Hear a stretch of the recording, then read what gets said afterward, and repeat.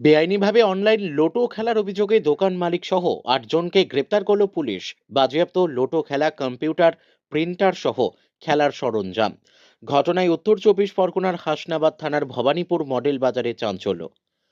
গতকাল রাতে পুলিশ গোপন সূত্রে খবর পায় হাসনাবাদের ভবানীপুর মডেল বাজারে এলাকায় গোপনে লোটো খেলা হচ্ছে। এই খবর পাওয়ার সঙ্গে সঙ্গে পুলিশ সেখানে হানা দিয়ে লোটোর দোকানের মালিক সাইনুর মোল্লা ও অনলাইন খেলার অভিযোগে ৭ জনকে গ্রেপ্তার করে। বাজেয়াপ্ত করা হয় লোটো খেলার সরঞ্জাম আর নগদ ১৭ টাকা। দোকানটি সিল করে দেয় পুলিশ। আজ গ্রেপ্তার ৮ জনকে বসিরহাট মহকুমা আদালতে তোলা হয়।